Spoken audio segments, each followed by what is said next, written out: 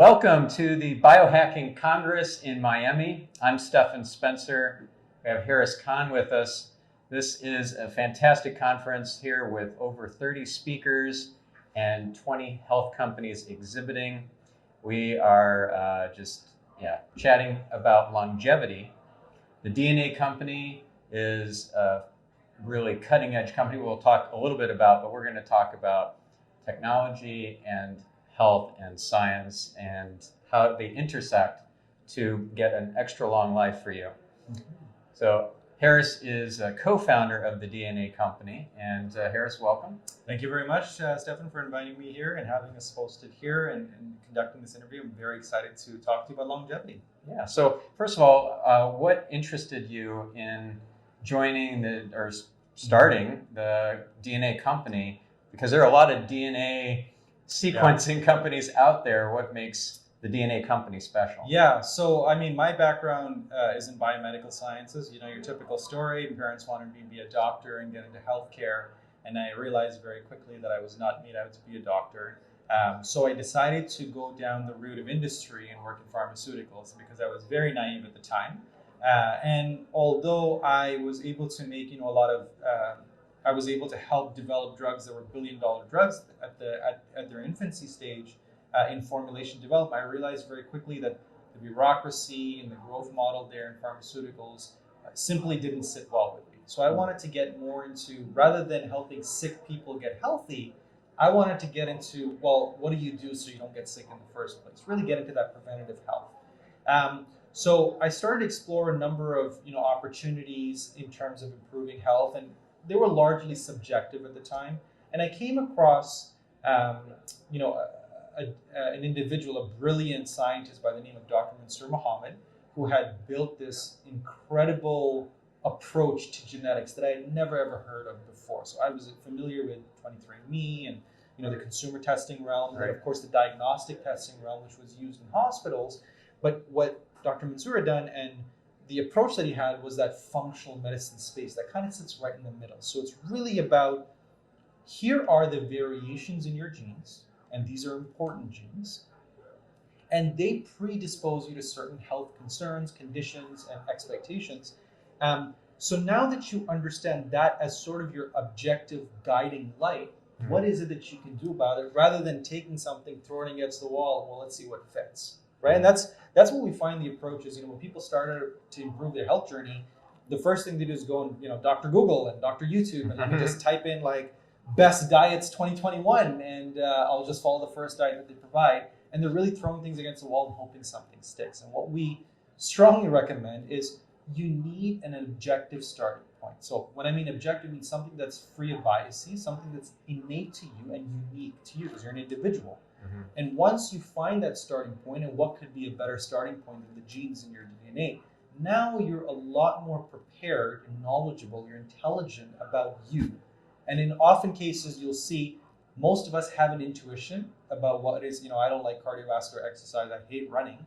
And I learned later in my genes that I'm actually predisposed to lifting weights opposed to running, right? Sometimes your body has that intuition. You just simply need that understanding of why. Like, why is it that I'm that way? And once you get that, now you can build a much more personalized and precision-based approach, and you're going to see those results faster while mitigating the consequences of doing something that you thought was healthy, but actually ended up harming you, in your long-term health and wellness. Right. Or at least it's not optimal. Like you could do too much high-intensity workouts and not enough low-intensity, or vice versa, depending on your genes and, as you say, the predispositions that your body is set to. So what would be some of the prescriptions or recommendations that might come out of a DNA company test? Yeah, so what we're in the business of is, number one, we want to provide you with information, but we don't want to burden you. And a lot of people feel overwhelmed and burdened.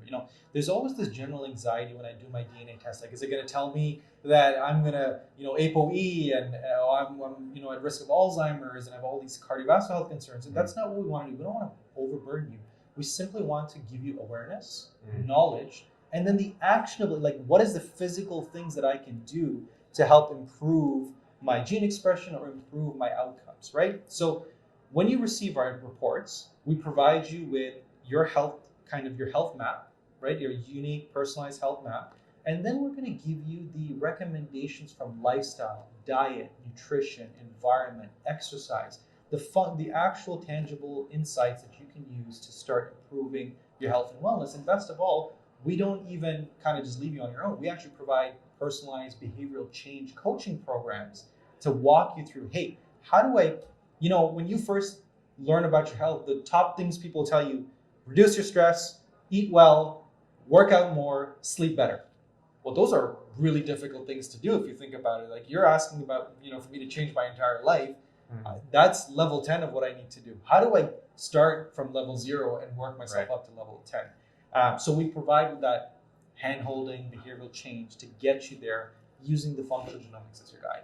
That's awesome. I know BJ Fogg is Yes. one of the just key figures in that space of figuring out what works and doesn't work in terms of creating new habits and having them stick. And I know in his Tiny Habits book, he teaches how to start with, let's say, flossing one tooth. If you want a new habit of flossing your teeth, just get to one tooth. And then if you want to continue, feel free to do that. So what would be an example of that in, let's say, changing your diet? Yeah, so, a simple thing that we see often is, certain individuals have an actual necessity to consume higher levels of vitamin C. Let's say, for example, it's a very simple concept, but they struggle with it, and they're already attuned to the idea that, well, we're not going to drink orange juice in the morning because nobody can actually consume the amount of oranges that are in a glass of orange juice on a daily basis. But still, I need to figure out a way where I can consume citrus. So one of the things we had recommended, one of our coaches recommends, hey, level 0 is every night before you go to bed, I want you to take an orange with you and put it on your bedside table. So when you wake up, the first thing in the morning when you reach for your phone, you're going to touch that orange. It's a reminder. And I want you to become used to that for the next week to 10 days. So you get used to seeing an orange there. And then we're going to take to level 1. And level 1 is have that orange cut at night. So when you wake up, it's ready for you to eat, right? And that's how we're building that. So you get to that sort of like, you know what? I'm used to eating an orange every morning. How do I get that? That's my citrus management, right? And so we start something very, very simple and easy, and we know it's a process that you have to work on. It's not going to happen overnight. So we're there with you to hold your hand to get you where you need to get. Awesome. Well, let's take sleep as another example. I get enough deep sleep according to my Oura Ring, but I don't get enough REM sleep. And I also wake up a number of times during the night, even though I don't realize it. So what would the DNA companies test show me about my sleep and how to improve that? And then what sort of behavior changes would your coaches walk me through? So Sure. So, I always say that if I could have people fix one thing right away, it's got to be their sleep. I mean, it's the most abused longevity tool that we as humans possess, and it's absolutely free, by the way. Like, there's no cost to sleeping well. But we know that there are genetic predispositions that can influence your ability to achieve that REM sleep. So the most important ones that we know, for example, the clock genes. We know that the clock genes influence circadian rhythms in your sleep-wake cycles. On top of that, your BDNF gene. So BDNF, brain-derived neurotrophic factor, is the factor that's responsible, amongst many other things, to help you regulate your sleep and wake cycles. And when individuals produce lower levels of BDNF, even if they are getting their 7 to 8 hours of sleep, they actually have a much tougher time achieving those REM sleep cycles. And there are a number of factors influencing that. People don't realize, they always say, well, I need a supplement for sleep. And I always tell them, no supplement, no drug I can give you is going to help you fall asleep like this if you're staying up at night using your digital screens before you go to bed. If you're on your phone laying in the dark using those phones, you could take as much magnesium and as much supplements as you want. It's still going to take you time to fall asleep. And particularly if you hold the BDNF gene, the low version, the variation that predisposes you towards low BDNF. So a behavioral change expert would help you understand the importance of this. That listen, at a genetic level, you're not producing levels of BDNF like you should. So the first thing we're going to do is, well, how do we improve BDNF levels? And people think that, well, I got to improve them at night. No, absolutely not. In fact, in order to get the sleep you want, you've got to improve your BDNF levels at the start of the day so that they're high enough throughout the day to get you ready for bed at night. So what does that mean? Well, what are the most important things to improve BDNF? Exercise, or the use of a sauna, or simply going outside. So in this beautiful sunny environment here in Miami, you have an opportunity to get outside. But anywhere you are, if you exercise during the day, it's clinically studied to improve levels of BDNF. The second thing we have to do is stress the importance of detoxing from digital screens at night. Really, it's a really tough thing to do. I get it. Everyone's working or using phones, but understanding that that's actually influencing your ability to fall asleep can sometimes trigger something in people, right? So what do we do to help you get there? Is it a alarm or an app that says, well, after 10 p.m. at night, you cannot use this phone, right? You lock it in and you give the password to someone else, depending on how addicted you are to the screen. So we would walk you through that. We'd ask you, how addicted are you to your phones? Are you like scrolling Instagram at night, or can you detox yourself? And then we would work with you to help develop those habits so that you stop using your phones at night so you can get to bed. Awesome. So what would be some of your sleep routines to get into a good parasympathetic state and wind down, and no blue light exposure, all that sort of stuff, chill the room? What are your sleep hygiene? Sleep hygiene is exceptionally important, right? So temperature, make sure the room temperature is the appropriate temperature. You should be a little bit cold enough to like actually wear your blanket, put on your blanket. You don't want it to be too hot or too cold. Second thing you want to ensure is the smell of the room, like a room, like an actual, what's the aromatic experience when you go in this room? Sometimes people have found benefits in using essential oils, lavender, whatever, to help relax the system. But I would say more important than that is people often say, well, I get 8 hours of sleep, but I don't feel rested. I was like, well, what time do you go to bed? 1:30, 2 o'clock at night. I was like, that's not going to help you, right? Because you have to understand, certain processes in your body that are designed to detoxify your body, glutathinization, antioxidation, methylation. These processes are actually most active when you're in REM sleep. That's when it's resting and recovering.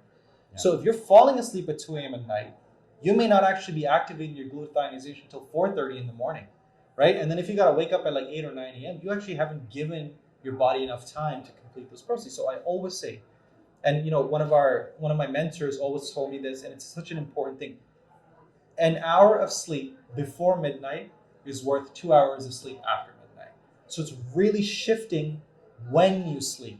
That's extremely important. And I know in our life, it gets busy, right? So especially if you've got kids and stuff, well, you don't actually start your day till like 9 or 10 p.m. at night, and then you're like, I want to watch TV. And there's even things now as revenge sleep procrastination. Like you feel like you haven't done enough relaxing, and sleep is the only thing you can sacrifice because you're so busy. Like this idea of being super busy. So we always stress, try as hard as you can to go to bed at 10 to 11 p.m. at night, at the latest, right? You really want to get to bed earlier, before 12. And how do you do it? Like I said, you can build in the apps to not use the phone. You can turn off the phone into airplane mode and read a book, right? Help yourself get into that parasympathetic state, that beta level experience. Sit in bed, turn on some low light, read a book, and kind of just relax your mind. Deep breathing exercises are super effective as well. So for every person, it's going to be different, and that's why we work with them to find out what works better for them. Yeah. Do you have red lights in your room to? Personally, I don't. I'm the kind of person, and this is again genetically I'm predisposed to this. I'm like go till I'm 0% battery, right? So when I hit the bed, I'm out within like 2 minutes. I don't have a problem. My wife, for example, on the other hand, she has low levels of BDNF. She's like, I cannot go to bed until I read for half an hour. So we have to structure our schedules. Like you go to bed half an hour early, so by the time I get to bed, we can fall asleep within minutes, right? So for me personally, it's simply the way I'm designed. I work till I'm 0% function. I hit the bed, I sleep, but I do sleep early at night, and I do get my 7.5 hours of sleep. So I'm up in the morning and good to go. That's cool. Is there anything that would be a counterintuitive or unconventional hack for sleep that our viewer might be interested to hear? So, I don't know how many of our viewers engage in compound exercise, weightlifting, but what we have found is actually deadlifting, the actual deadlift exercise. If you conduct that at the right time, so it's usually between 5 to 7 p.m. for males because of the high levels of testosterone. Females can do it as well, but really for males, if you conduct heavy deadlift exercises, you will have absolutely no problem falling asleep at night. It's simply, it's such an impact, a physical impact. The body's like, I need to rest. It's a fantastic workout, and I strongly recommend that you work with a personal trainer to learn how to effectively deadlift. But deadlifting is one thing I've found that if you need to fall asleep, and if I can't fall asleep because I'm traveling, just do 3-4 sets of deadlifts, and I'm out like a bug at night. It's crazy. Yeah. Yeah, so that's my recommendation. Well, that means you have to have the weights nearby. Yeah, if you've got a gym membership or you're wherever it is, you can, and it doesn't even have to be something extremely heavy, right? You could use a kettlebell, or you could even practice the deadlift without the weights, but simply getting into that motion that can help, help stimulate, well, the production of BDF, but also stimulate your body to get ready for bed. All right. What's your thoughts on melatonin as a supplement?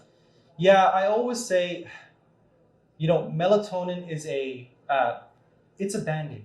If you're not producing enough melatonin and you're taking melatonin, you're putting a band-aid on your sleep problem. You got to figure out, well, what's causing my low melatonin levels? Mm-hmm. Is it that I'm taking vitamin D at the wrong time?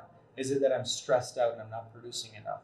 What is the root cause of not producing enough melatonin? Sure, you can take melatonin at night and you'll fall asleep that day, but that's not going to fix your sleep cycles.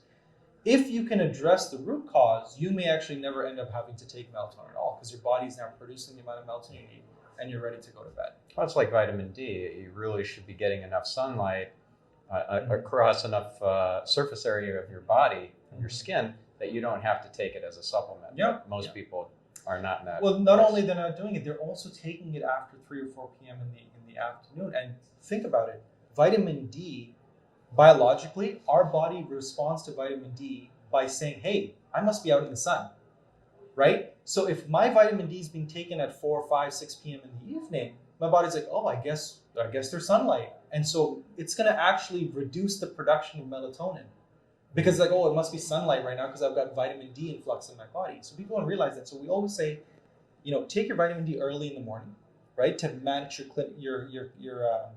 circadian rhythms. And if you have to take it again in the afternoon, don't take it after 3 p.m. because you're going to shift your circadian rhythm cycles right away. Right. So no snacking on those vitamin D gummies. Especially. Well, there's for another reasons you shouldn't be eating sugar at night, but absolutely. Vitamin D is toxic, right? So you have to understand that too. You don't want to overburden your body with vitamin D. You have to be intelligent with how you take it. It's an extremely important, it's probably one of the most important supplements out there. If you take it effectively, it can change so much. But that's the point. You got to be intelligent with the way you approach vitamin D supplementation. Right, and it's been implicated as one of the key factors in COVID-19 resiliency. Mm-hmm. If your vitamin D levels are in the dirt, your chance of mortality is much increased. Yeah, and if you look at why, you understand, well, vitamin D, it's not even a vitamin, it's a hormone, right? It's one of the most important hormones in your body, and the vitamin D receptor transcriptome is the major anti-inflammatory transcriptome in the body. It actually activates the inflammatory response. And so what we're seeing clinically, time after time, publication after publication, is people are taking healthy doses of absorbable vitamin D and reducing the risk of hospitalizations because they're having less cytokine storms. They're having less strong anti-inflammatory responses in their body. So absolutely, it's an extremely effective measure against hospitalization. Yeah, and yet not everyone is really good at absorbing the vitamin D supplements that they're taking. So they might take a whole lot, and let's say it's a good 7,000 IUs a day, but none of it, or very little of it's getting incorporated into their biology. And there's a genetic component to that, right? Yeah, absolutely, exactly. And thank you for bringing that up. When we look at vitamin D, there's a 3-step process. Number one is the activation, right? So the vitamin D we absorb from the sun and that we get from vegetarian sources is known as ergocalciferol. It's vitamin D2. Well, the body needs to convert that into a usable form, vitamin D3, which is also known as cholecalciferol. Now, if you're a vegan or you're plant-based, you're not going to take cholecalciferol because it's made from lanolin. Sheep's wool is usually where it's derived from, and so you're going to try to source that ergocalciferol. But there's an actual gene in your body whose job it is to convert D2 to D3. And if you're from, or if your ancestry is from the equatorial regions of the world, your ancestors were exposed to vitamin D for 16 hours a day, 365 days a year. So your genes were naturally slowed because you didn't want to toxify yourself with vitamin D. Now, if you pick that person up and you bring them to Toronto, where I'm from, and my background's from Pakistan, I'm definitely going to be chronically low in vitamin D. I'm simply not taking. So I actually have to take a higher dose than most people of the vitamin D. Well, that's just step one. Then, after it's activated, it has to actually be transported to the site of action, right? It doesn't just activate it doesn't cause its action where it is. So there's a gene that actually transports the vitamin D bus, I like to call it. It's called the vitamin D binding protein. And the gene that's responsible for producing that protein can be suboptimal. And if it's suboptimal, it's very easy as this. Let's say you've got 5,000 people who are trying to get on a bus, but the bus only has space for 2,500. Well, what's going to happen? 2,500 of them are going to go where they need to go, but the other 2,500 are going to get stored in your adipose tissue because vitamin D is fat soluble. It doesn't get peed out. It's not water soluble, and then it's going to build your vitamin D toxicity, right? So we always tell people, listen, it's probably more effective for you to split that vitamin D dose and then take it at the right time. Take it in the morning and take it during lunch. And that's going to be a lot more effective in you utilizing the vitamin D than just taking 10,000 IU in the morning, or heavens forbid you're taking it in the evening because you forgot to take it.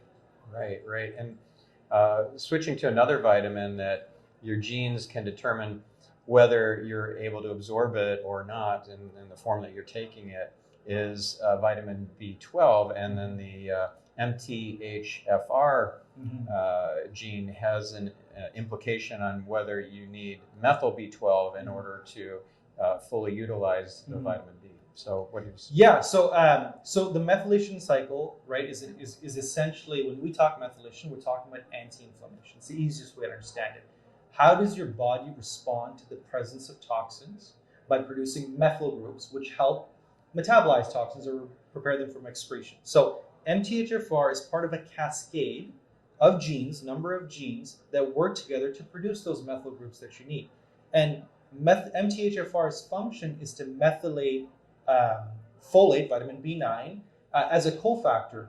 You know, there's other genes that are involved in that process. So when I see I've got someone with low MTHFR, I don't just want to dose them with pre-methylated vitamins, because you're not even understanding what that entire cascade looks like. And you certainly don't want to over-methylate yourself and give yourself too many methyl groups, because that can start causing unwanted gene expression, right? So the source, the version, and the dosing is extremely important when it comes to methylated products. We normally recommend using vitamin B9 in the adenosyl or folinic form. So folinic acid or adenosyl folate, because what that folate allows your body to do is use the amount of folate necessary to methylate in the first place. If you pre-methylate the folate, well, the body's got no choice. It has to use that methylated folate and remove those methyl groups, right? Same thing with vitamin B12 for MTR and MTRR function. Not everyone needs methylated B12. In fact, the more effective B12 product is adenosyl B12, adenosyl cobalamin, because again, you're allowing the body to predetermine, based on its function, how much of this vitamin do you need to be methylated in the first place. Yeah, awesome. So looking across all the different things that you could do to increase your longevity, improving your sleep, taking all the right supplements and all the right amounts and the right times of day, changing your diet, exercise regimen, all this sort of stuff. What would you say is the most important area that needs to be addressed? And then what would be the area or a particular aspect that you guys cover in the tests done by the DNA company that give insight that otherwise they wouldn't have received? Right. And it's such an important question. Like everything in life, longevity is not a siloed approach. It's not like, well, I got to do this one thing. Like I just got to zone in and fix my diet. It has to be a multidisciplinary, multifactorial approach. What we believe is the aspect of longevity that most people aren't actually paying attention to is this thing right here. It's the longevity of the brain. I'll tell you something.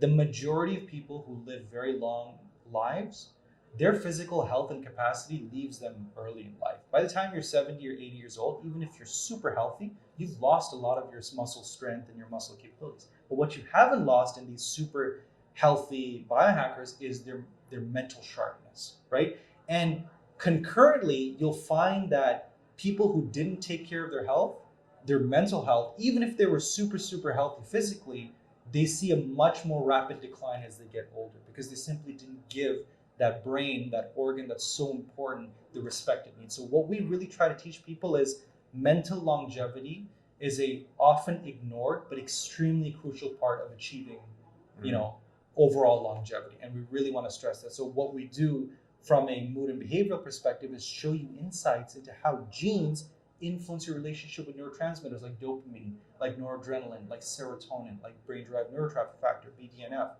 When you understand how you're positioned to respond to stressors in life, you can develop a personalized approach to it, right? Some people stress over like an exam, right? Other people are like, I'm going to study one day, I'm going to write it. But that stress over that exam can strongly affect your longevity.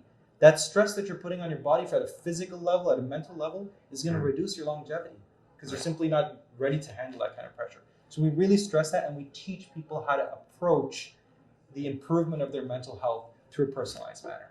That's awesome. Well, thank you so much, Harris. My and pleasure.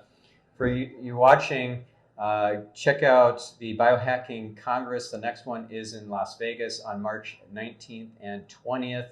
Go to biohackingcongress.com to register, and hope to see you there. Thanks, guys.